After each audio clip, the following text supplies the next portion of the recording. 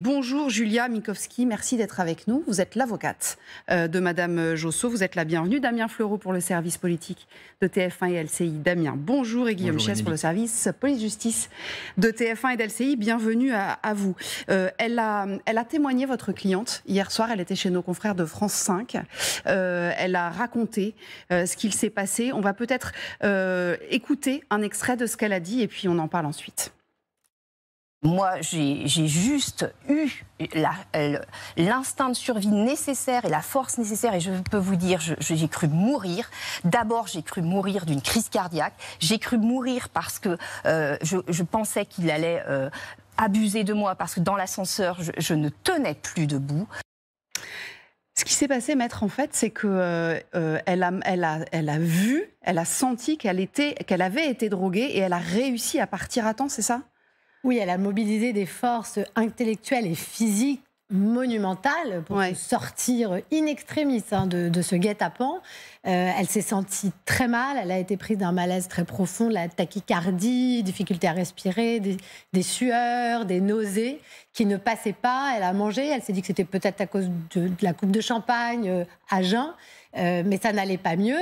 Et Joël Guerriau s'est dirigée vers la cuisine pour lui servir une deuxième coupe de champagne. Et c'est là qu'elle l'a vu manipuler un sachet en plastique et qu'elle a réalisé qu'elle était en train d'être droguée. Ce qu'il faut savoir, c'est qu'ils se connaissent depuis 10 ans, ils sont amis, ils partagent des combats politiques et qu'il était pour elle absolument invraisemblable qu'une telle chose puisse se passer. Mais dès qu'elle l'a compris, elle a mobilisé toutes ses forces dans l'objectif de s'enfuir. Et elle a fui et elle est allée voir les autorités judiciaires et policières. Il a été donc interpellé. Là, je me tourne vers vous, Guillaume. Il a été interpellé, il a été mis en examen. C'est allé assez vite jusqu'à présent. Là, pour le moment, il est mis en examen. Exactement, il est mis en examen et il risque une peine maximale quand même de 5 ans de prison ferme, 75 000 € d'amende. Il est mis en examen pour administration d'une substance de nature à altérer le discernement ou le contrôle afin de commettre un viol ou une agression sexuelle. Il est également mis en examen pour détention de produits stupéfiants, puisque comme l'a rappelé Maître Minkowski, on a retrouvé un sachet chez lui. Est-ce qu'il avait déjà eu affaire à la justice ou pas pour ce genre d'affaires ? Non, il était totalement inconnu de la justice. Et maintenant, ça va faire aussi partie de la phase d'instruction, cette longue enquête.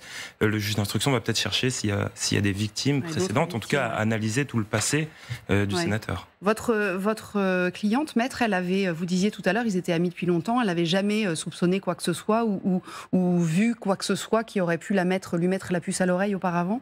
Non, absolument pas. C'est pour ça qu'elle est montée chez lui en toute tranquillité. Elle ne savait d'ailleurs pas qu'ils allaient être que tous les deux. Elle était pressée. Elle lui avait dit qu'elle devait retourner à l'Assemblée nationale pour un vote à 22h. Elle est arrivée vers 20h. Pas une minute. En tout cas, dans son esprit, il n'y avait eu la moindre ambiguïté dans leur relation. La seule chose qu'elle dit, c'est qu'elle ne lui avait jamais fait part du fait qu'elle s'était séparée.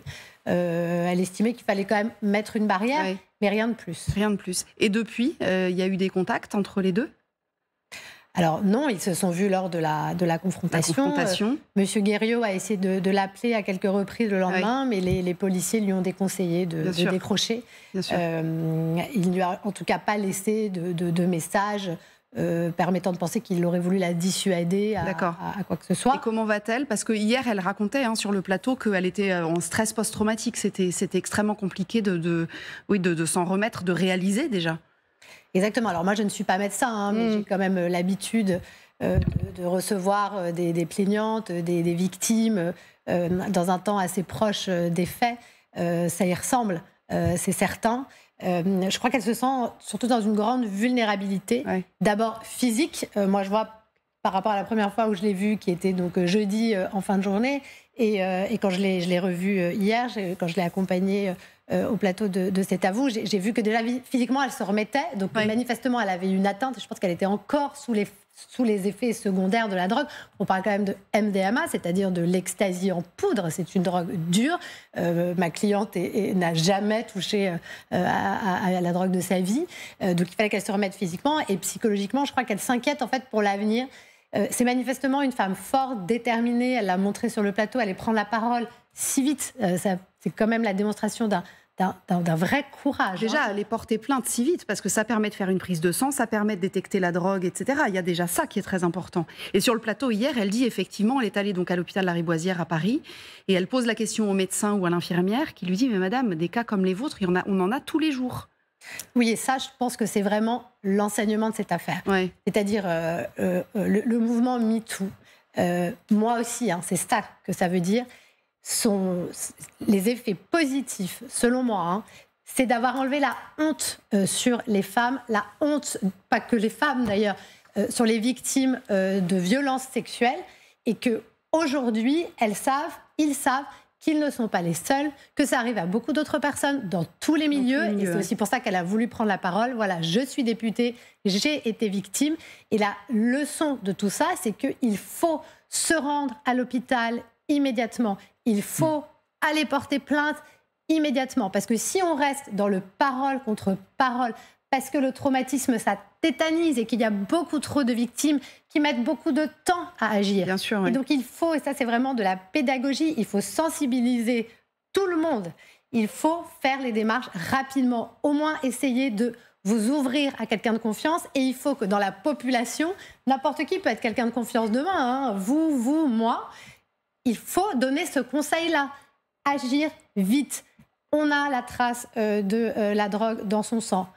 Elle a été portée plainte le lendemain matin. Ils ont pu faire une perquisition dans les heures qui ont suivi. Ils ont pu retrouver la drogue au domicile de Joël Guerriau. Donc, on est ici dans une affaire, et ça a été souligné par certains de vos confrères ou des personnalités politiques que j'ai entendu commenter ce dossier en disant « mais pour une fois, on ne remet pas en cause la parole de la victime ». Moi, ce que je veux dire, c'est qu'on est toujours en droit d'interroger une accusation. Mais là, on ne peut pas remettre sa parole en cause puisqu'il y a les éléments matériels. Et c'est vraiment vers ça qu'on doit se tourner, et c'est vers ça que la société doit aller. Et c'est la même chose concernant, par exemple, un viol. Il faut tout de suite être examiné par un médecin. C'est vrai que on ne le dit pas suffisamment, mais c'est extrêmement important parce que les preuves matérielles, elles sont là à ce moment-là. C'est indispensable. Ouais, c'est ça. On ne peut pas critiquer la justice qui donnerait des non-lieux, des relax, acquitterait pour manque de preuves. La justice ne peut pas faire autrement. C'est comme ça. Le contradictoire, c'est plus qu'un principe, c'est une valeur. La présomption d'innocence aussi, la prescription aussi. Donc, ce qu'il faut, c'est se battre avec les armes que l'on a et faciliter ce recueil de preuves. Et donc, l'effort pédagogique et le fait que des personnes comme Sandrine Josso viennent raconter leur histoire, viennent faire part de leur démarche, c'est fondamental à mon sens. Et elle a été bien prise en charge par des amis députés quand elle arrivait à l'Assemblée nationale. Elle a eu ce conseil, elle l'a dit ce matin sur une autre chaîne, que c'est la présidente de l'Assemblée nationale, Yaël Braun-Pivet, à 7h du matin, qui lui a dit « Sandrine, il faut immédiatement se rendre à la police, il faut aller au commissariat, il faut porter plainte ». Elle a été bien conseillée dans un état de fragilité. Et c'est vraiment une leçon à tirer pour tout le monde. Alors, on va parler évidemment des conséquences politiques avec vous, Damien, dans une seconde. D'abord, je voudrais qu'on écoute l'avocat de M. Guerriau, votre confrère, sur sa ligne de défense, justement. Écoutez. Il est très loin de tout ce qui lui est reproché, vraiment. Oui, je suis très contente. C'est un homme qui est particulièrement apprécié par ses collègues. La plaignante, la députée Josso, est une femme qu'il connaît et apprécie depuis très longtemps. Ce sont de bons collègues de travail, ce sont des amis, ce sont des personnes qui se soutiennent politiquement. Et jamais il n'a voulu abuser de sa collègue. Juste une précision, Guillaume Chiez, jamais il n'a voulu abuser, dit l'avocat de M. Guerriau. Il nie avoir voulu abuser, mais est-ce qu'il nie le fait de l'avoir drogué ? Oui, il parle d'une erreur globale, l'avocat de Joël Guerriau. Il dit d'abord que son client ne savait pas que dans ce sachet-là, il y avait de l'ecstasy. Il pensait que c'était un euphorisant qui a été donné par un de ses collègues. Ensuite, il parle d'une erreur de manipulation. Le contenu de ce sachet, il l'aurait versé dans un verre la veille, dans le but de le prendre, et puis il serait ravisé. Et le lendemain, il y a servi ce verre par erreur. Et ensuite, il revient aussi sur l'état d'esprit de Joël Guerriau. Il explique qu'il avait eu une journée compliquée, qu'il venait de perdre son chat, qu'il venait de rencontrer un ami qui était atteint d'un cancer. Enfin voilà, donc il décrit en fait cet homme comme étant dans une journée compliquée, faite d'erreurs en tout cas. Oui, c'est ça, succession d'erreurs, c'est en tout cas la ligne de défense. Alors après, politiquement, Damien, Alors, il est sénateur, Monsieur Guerriau.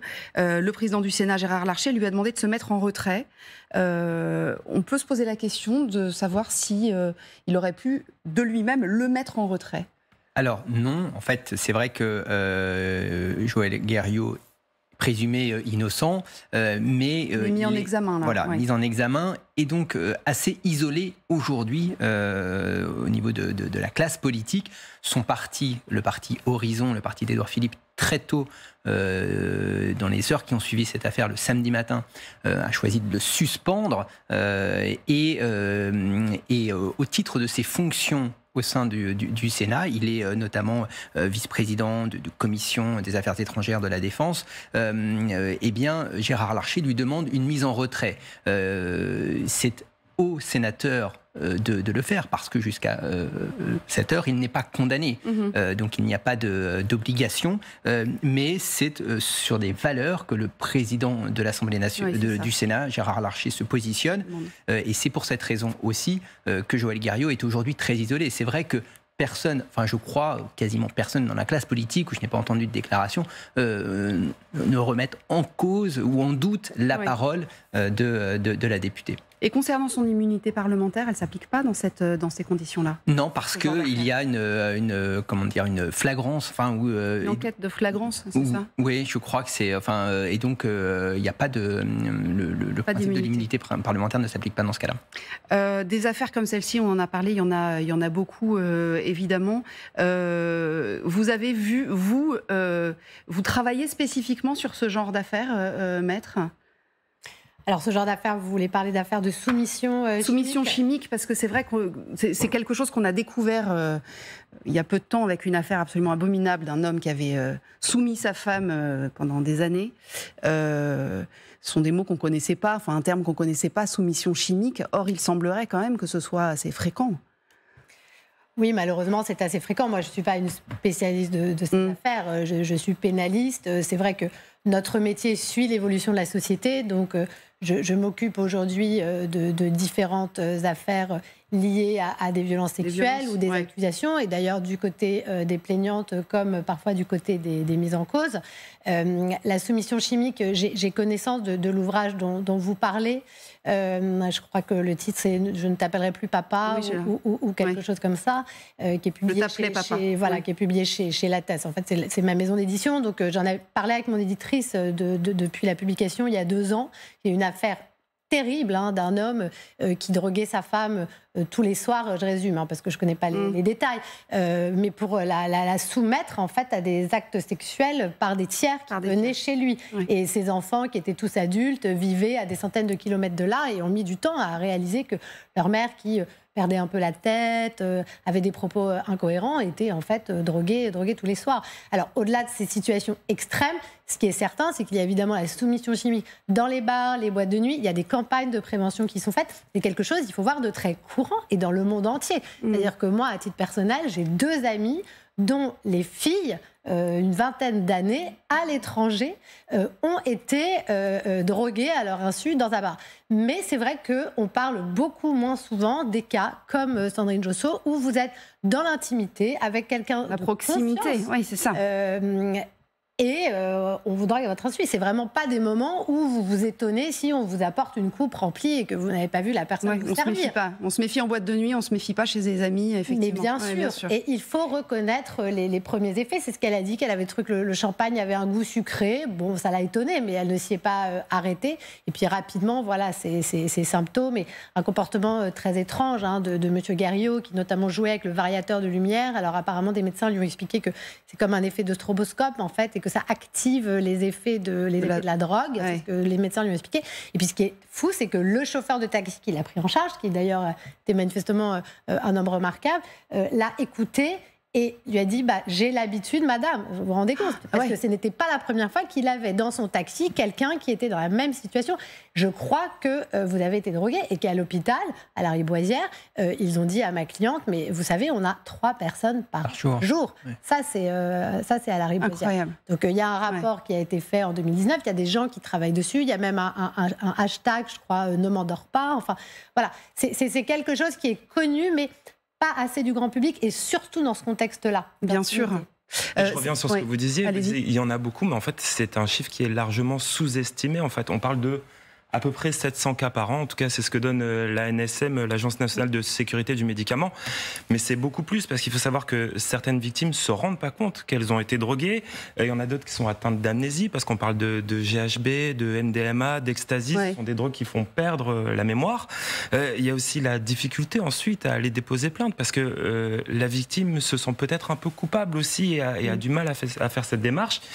Et il y a aussi le fait que ces substances-là, et notamment le GHB, disparaissent de l'organisme extrêmement vite. Ouais, donc ça. après, pour apporter des preuves, et c'est ce que vous disiez tout à l'heure, maître, c'est très compliqué. Et c'est pour ça qu'il faut vraiment inciter les victimes à aller consulter très vite aux urgences, à aller faire des prélèvements, parce que c'est comme ça qu'on apporte des preuves. La suite pour Joël Guerriau, c'est quoi ? Eh ben là, pour l'instant, il est mis en examen. Ouais. Donc le juge d'instruction, exactement, il y a un contrôle judiciaire. Il a effectivement interdiction d'approcher Sandrine Josso. Les suites politiques, elles restent entre les mains d'une autorité qui n'est pas une autorité, en tout cas judiciaire. Et puis il va y avoir une enquête qui va peut-être déterminer, lui, quelle était sa consommation. Son avocat dit qu'il n'a jamais consommé de produits stupéfiants. On en a retrouvé dans ses urines le lendemain. Ça avait disparu de son sang ensuite. Il y a des analyses capillaires qui ont été menées. C'est un peu plus long pour voir le type de drogues qui ont été consommées, si des drogues ont été consommées. Oui, c'est vrai que sa position est difficile, je l'ai dit, parce qu'il est isolé au sein même de son parti. Dans la classe politique, à droite comme à gauche, au sein de la majorité, personne finalement ne le soutient, tant les charges l'accablent. Et puis c'est vrai qu'on s'est plongé ensuite dans les archives. On a vu des déclarations dans le passé de Joël Guerriau. Il a notamment travaillé dans le cadre d'une mission d'enquête parlementaire pour lutter contre les trafics de drogue, où il prenait la parole pour dire qu'il ne fallait pas consommer de produits stupéfiants. Donc c'est vrai qu'il est dans une position très délicate. Il n'est pas condamné, encore une fois. Il peut poursuivre, bien entendu, l'exercice de son mandat, mais ça va être très compliqué pour lui.